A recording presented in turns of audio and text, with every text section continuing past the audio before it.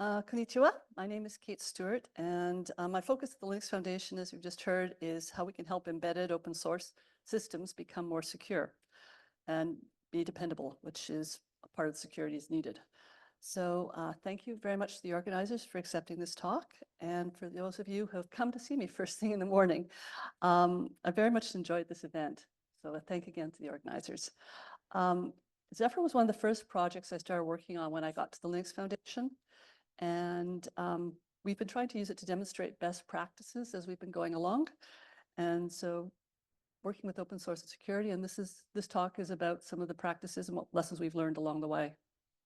So who am I? Well, I've been working for over 35 years in the industry at this point, and have worked at IBM, Motorola, Freescale, Canonical, where I was Ubuntu's release manager, as well as Lenaro, before joining the Linux Foundation in 2015. Most of my career was focused on managing open source developers rather than being the developer. I was a developer at the very start of my career, but mostly I've been a manager. And so trying to figure out how we can improve transparencies is one of the underlying themes here. My day job is, Zephyr and Elisa, and some of my hobbies are working on the SBOM tooling side. And in terms of the volunteer work I did, some of the additional volunteer work I do, I also am a very avid photographer, and I like traveling to remote parts of the world. This picture was from last March, and I was trying to fly a kite down in Antarctica, but they wouldn't let me, courtesy of the bird flu issues right now that were happening down there. And so finding out where Zephyr is being used in weird places is another of my hobbies these days. And I've gotten a lead that they're probably using Zephyr in some tracking devices for penguins down there. So I'm hoping to get that confirmed. The other thing I've got is I did bring kites with me. So for those who ask questions at the end, you can get a kite until I run out of kites, okay? So I will try and make sure we leave a bit of time for questions. So think of your questions if you would like to have a kite. With that, what I'm going to go through, oops, so there we go. Oh, talk to me. Oops, why is it? There, I did it. See, someone comes on stage, everything now works, simple. So what I'm going to talk to you about is a little bit about Zephyr overview, and then some of the security best practices we adopted in the project from the start, as well as the lessons we learned after we became a CNA. And then some of the summaries and looking forward. So this is what I'll be working through today.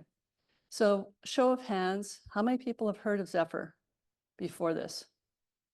Just a few, okay. So what Zephyr is it's an open source real-time operating system. It is not Linux. It has no code in common with Linux. Linux doesn't get smaller than 3 meg these days. And Zephyr starts at 10K and goes up. So in places where we have resource constraints, it's a good solution. And we started this project with safety in mind, as well as security, quite frankly. It is under vendor neutral governance. And we are following a pattern from the Linux of using an LTS to deliver things to products. And at this point now, we've got a lot of products out there that we found. Because it's open source, you don't know if it's in places or not unless someone tells you. Hence the hobby of trying to find whether they've got using Zephyr or not in things. But it's being used in things like, tracking of dogs and cats, to all the Chromebooks that are shipped this year have Zephyr in their firmware. The Oculus headsets have Zephyr in them now. They've got hearing aids, Oticon. Their hearing aids are using Zephyr.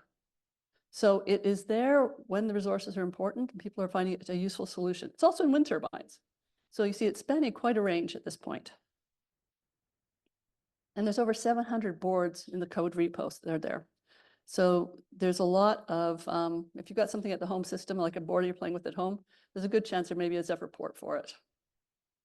And there's 190 sensors that have already been integrated into this. And so you can be using it for a lot of hobbyist types of projects, as well as obviously they do a lot of things commercially. The stack is pretty extensive at this point now. So most of the major protocols are supported and available. And we also have a wide range of hardware support. So pretty much most of the cores that are out there are supported. And over time now, the ecosystem has become pretty vibrant and pretty big. In fact, the CNCF project at the Linux Foundation likes to sort of challenge themselves against Linux. And so this is a plotting of the velocity, project velocity of all the projects at the, of the Linux Foundation projects, the top ones anyhow.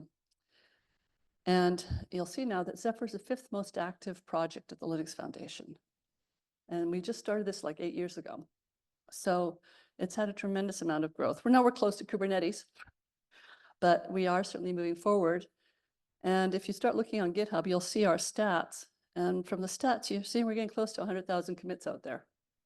And you also see that, you know, in a month, we see about 300 people contributing into the code repo. So it is not a small community. And one of the reasons it's grown so much is because we have been taking security so seriously.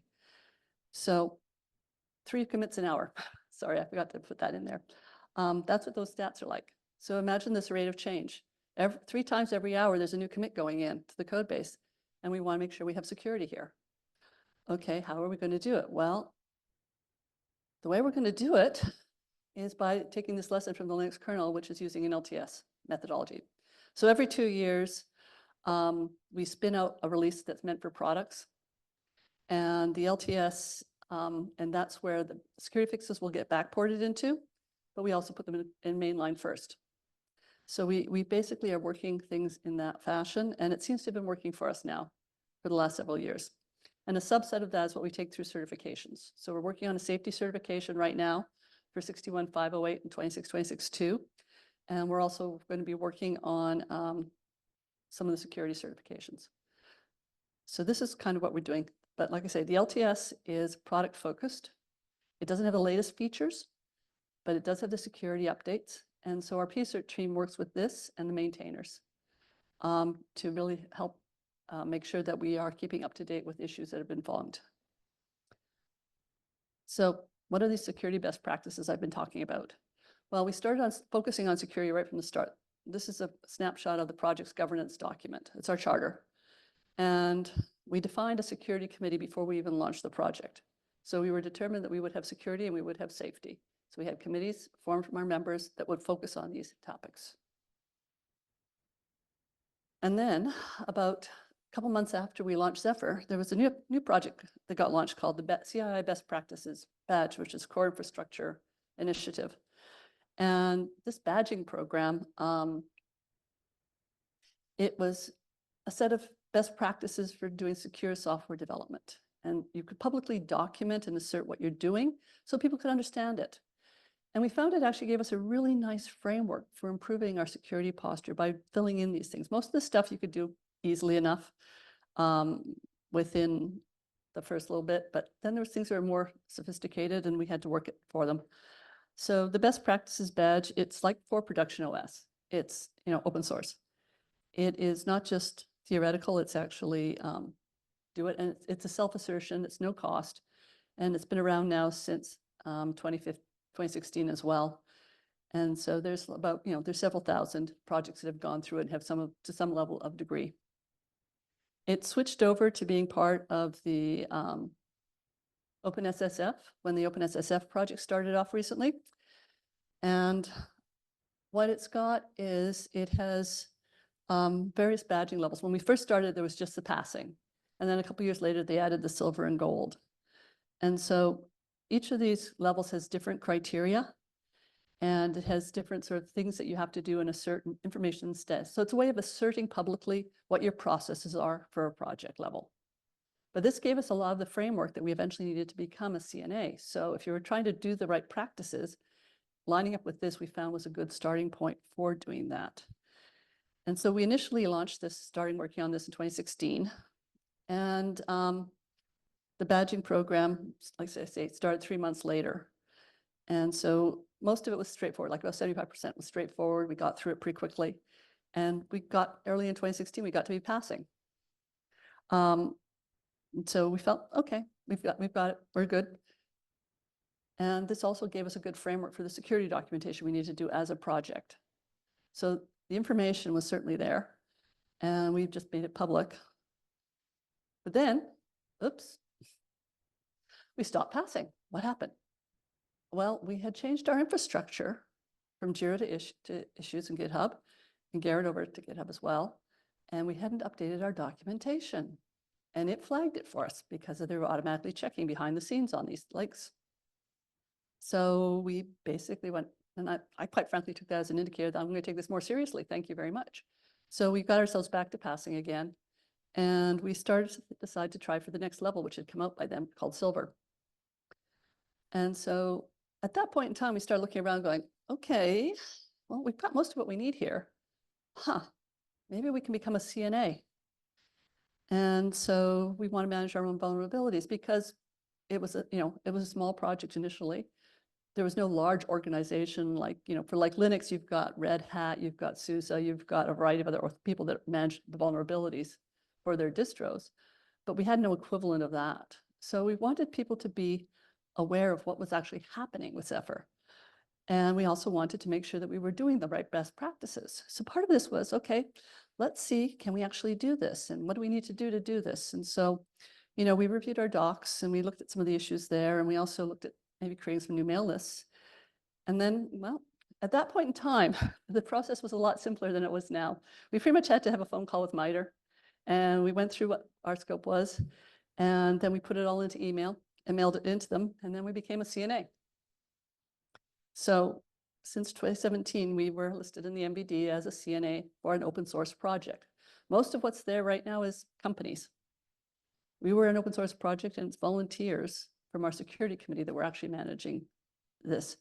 But we were listed and we've been active as a project since then. So here's our entry today. And today our PSIRT is, we use the term, we still use the term PSIRT, we're just meaning project, not product. Thank you very much. And it's led by our security architect. And the security architect in Zephyr is elected from his peers every year. So it's a rotating position, and he has the buy-in of the other peers. And so we, it also lets change happen gradually and things like that as people come and go. And then the volunteers from the security committee, which are project members, are the ones that are doing the initial triage because they have a vested interest in making sure this project is doing best practices. And so we've managed embargo windows and interactions with the maintainers and for the fixes to go upstream in the backports to that LTS I was telling you about. So mostly this is what's going on to a large extent these days. And this is the team that's responsible for updating to catch up with the evolving CVE processes and the CNA processes. So this is the team whose responsibility it is, as well as obviously handling the vulnerabilities that come in. So, okay, what happened after? Well, we decided to continue keeping on working forward on that path. So we pretty much got silver in 2018. The wrinkle for us on this one was the fact that a lot of the criteria was being written for applications. It wasn't being written for an OS. So we had to create an application so we could demonstrate the criteria was being handled by the OS. That sort of thing was an interesting wrinkle. But we did get gold. And we were actually the 5th project to get gold in this badging program. And in fact, one of the little things I'm quite proud of is the fact we got it before the Linux kernel did. So at this point now, okay, we're feeling pretty smug. We've done all the best practices we know about.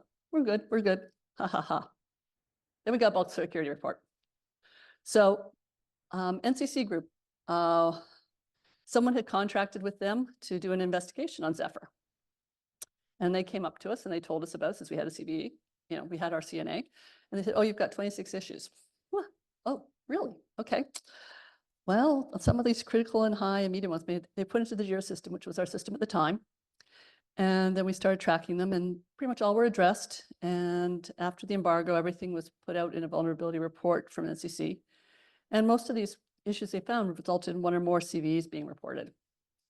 So that caused us to, the engagement with NCC was really quite positive from both sides.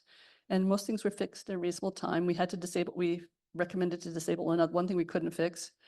And we started looking at our processes a lot more seriously. And so we ended up increasing our embargo window to 90 days. It was 60 days with the view that The project would try to fix things in the first 30 so that our people doing products with Zephyr had 60 days. So we were trying to be very friendly to products makers. And we also figured out like, well, how do our people who are doing products in open source know that things are there? Well, so we ended up creating a free registry for them. So that processes we changed on, we had to do better documentation. Always you have to do better documentation. And we added a vulnerability reporting to the project docs. So you can actually look it up and understand how to do it. And added a security section as well to the main project page so people could, oops, sorry. There. So people could go and look and ask the common questions. So it's a FAQ. And so you can go and find this off of Zephyr's pages right now. And then we had to, the embargo period, we had to stage the issues. We had to work with maintainers to see that things were fixed and closed properly, and then the public disclosure. These processes all improved for the Zephyr project as a whole. And that registry that I was telling you about, we basically set up a form. And so anyone who has a product, if they want, was using Zephyr, can basically sign up to notify us. It has to be using Zephyr, and you have to provide enough evidence to us that you are using Zephyr so we don't get the bad actors using it. But it's free to sign up, and you will then be notified under embargo when things are happening. And so we have a mailing list that goes out to them. And so we try to fix everything in 30 days and then let you know to work it until the embargo windows. Now, other things that, we've learned from this period of time was Amnesia 33. This is why I became a bit of a believer we need things like VEX, okay? It was an advisory that was issued on FNet, and none of the affected code was actually used. We actually say in our documentation we're using FNet, but none of the code was actually used, so we weren't vulnerable. Thing is, we had no way of signaling it other than writing a blog post, okay? So we put out a blog post about this, and you can still read it if you want. But I'm looking forward very much to being able to issue VEXs now on these types of issues and say, you're not affected and here's why, or you are affected and please remediate. So we're sort of looking at that as a future thing right now. The other thing we ended up adding in 2021 was SBOM generation. Again, a best practice. And what you actually are doing is on your every build, you're actually generating 3 or 4 SBOMs, depending on whether you've got a BSP in there or not. And you're using one SBOM to refer to another SBOM, so you have a system that's kicking in. And it's all being done as you build. So literally, these lines here are all it takes to generate an SBOM when you're making an image, an ELF image, in embedded for C code, okay? And the ones you get out at the end here are the sources for Zephyr, the sources for the app, and then the build. So you actually know all the build objects, and you know exactly which .c's made it into your built image. Now think about that. That means we've gotten rid of a whole class of false positives at the component level, because you know whether or not you've shipped something. And this just comes out automatically now. It's not discovered later and everything else, it's just there. And in fact, if you want to go look at something like this, the link here, this is a dashboard. Antmicro uses this to test their simulators. And they basically build all of the Zephyr boards as well as 13 different applications. And so we've got, and anything that's showing up here with a status of generated, built, or passed, will have those SBOMs. And if you go, there's a little icon, you can download and look at them. And when you do, you'll see something sort of like this. So you've got, this is the sources, this is the SBOM for the sources, this is the SBOM for the Zephyr sources. And then this is showing you that it's linking, it's setting up a symbolic link to the app, it's setting up a symbolic link to the Zephyr, and then it's showing you that this Zephyr, these .c files, .s files, and so forth, are making it into this .a, and then eventually down this, the ELF image is made from these .c's and these .a's. So you have that traceability there, which gives you a lot of power for being precise. And the other thing that was going on then too is obviously we put all the infrastructure by moving things over to GitHub in place, which now means we can look at things like, okay, we can actually do a lot more metrics and mining on behalf of the project and understand what our vulnerabilities are like. So in total, since we moved over, we have published 68 CVEs from the project. So it's not a huge rate, but we are managing it. And so we can keep up with it with volunteers without too much trouble. And then we can also look at what's happening with the CWE breakdown from those and understand where some of the weak air points are for us. And obviously we can look at the scoring and understand mostly what we're seeing. So there's very few criticals that have come in. Most of them are high though, and medium. We haven't been doing a lot with our lows in terms of opening CVEs. And so this is one of the discussion points we're thinking about as a group. And then we also have a way of understanding, okay, where in our code base do we have issues? And since Zephyr is being used as a way of proving out the new Bluetooth standards, so the Bluetooth SIG works with Zephyr, we have a repo, and before a new standard is published, it's implemented in Zephyr. So we're pretty cutting edge on the Bluetooth side, which means we're also cutting edge on the vulnerability side for that stuff. But mostly, you can sort of see that, you know, it's real and it's being managed. So the next thing we're sort of looking at is, okay, security working group. We started that. People wanted to be in the security committee, but they were not members. They wanted to help with the security. Okay. So we did a little bit of thinking internally and we decided to form a working group, which is public. And so we basically restricted, the security committee was restricted from the start to, you know, platinum members and some of the silver who are doing things. And this is a group that focuses on the vulnerabilities, the processes for PSIRT, any financial or contracts, and then anything that's sensitive. That's going usually through the committee. However, the working group is doing pretty much things like the standards, like publicly documenting the standards, improving the documentation, evolving the overall security processes, things that everyone has to be visible with. So we sort of split the responsibilities a bit between these two groups so that we could be more open and transparent. And it's been paying off for us. And in fact, most of the work that's been going on documenting 303 has happened from the working group. And so if you look in the Zephyr documentation, which this page is what it looks like from the side, you'll see that the public documenting. So very similar to what we were sort of doing with the badging program. We're sort of doing this with, you know, here's the evidence and here's the links to the evidence.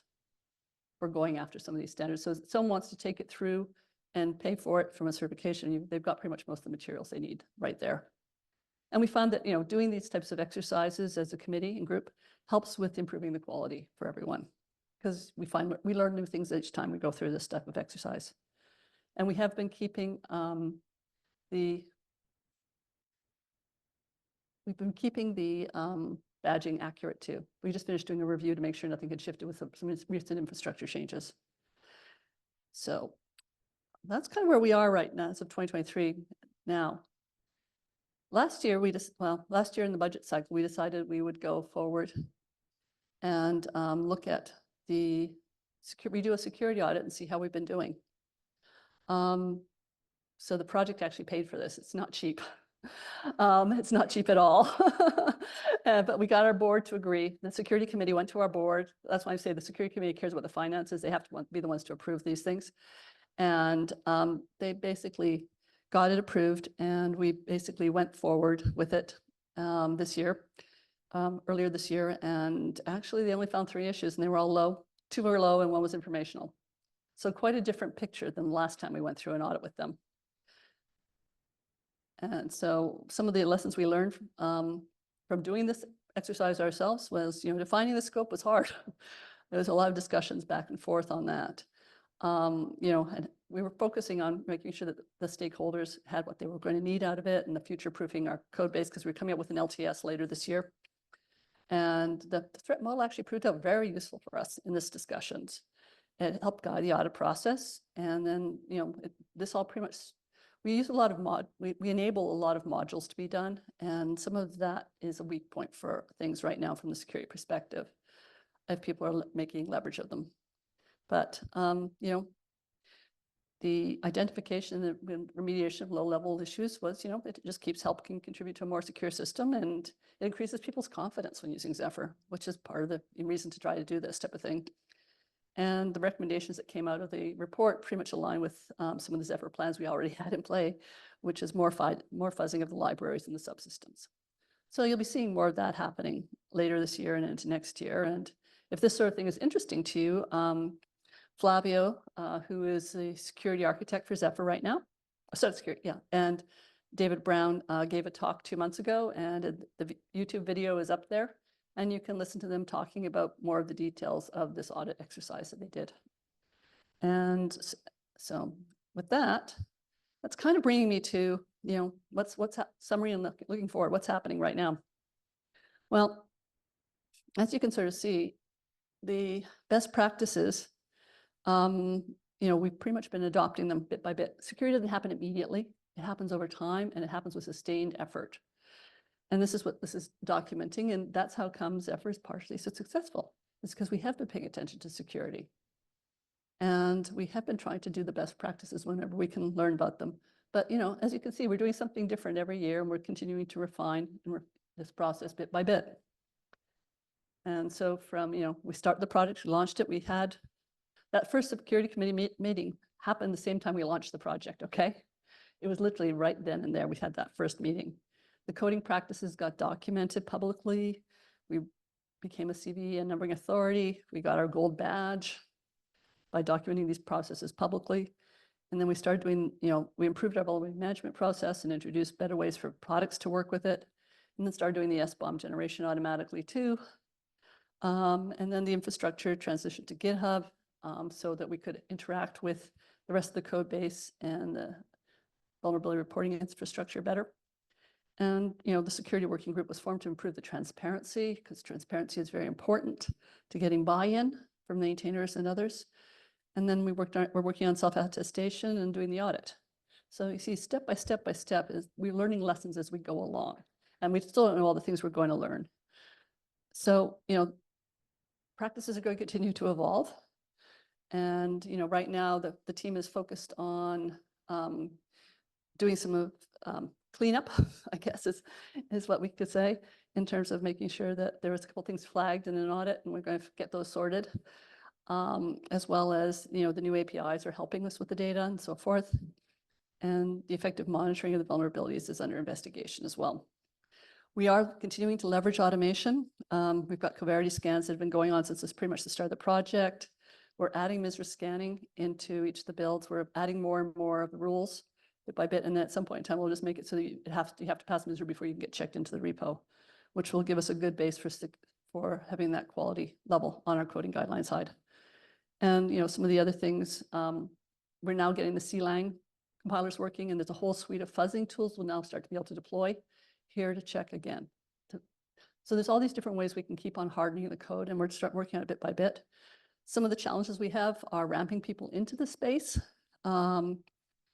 Some maintainers used to be pretty problematic about interacting, but now they've seen the value. And so the ones we're working with a lot in the problem areas, they're pretty cool with it all and are very much lining up behind and supporting.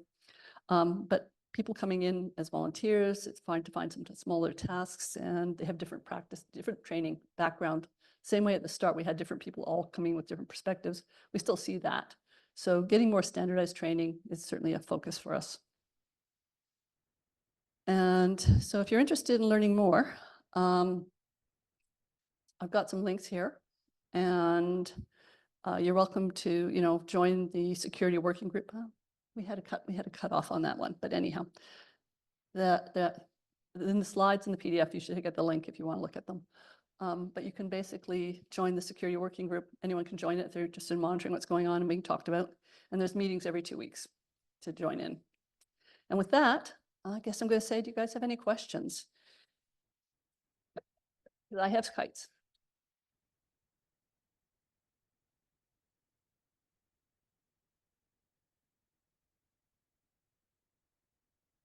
Oh, good. And I've got someone who'll help hand out the kites too. Thanks, Dave. Thank you for your talk.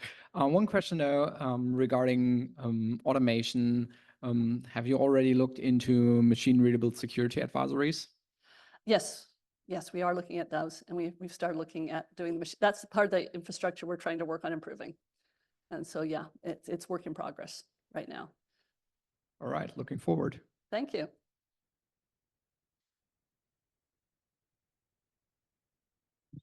Thank you, good presentation.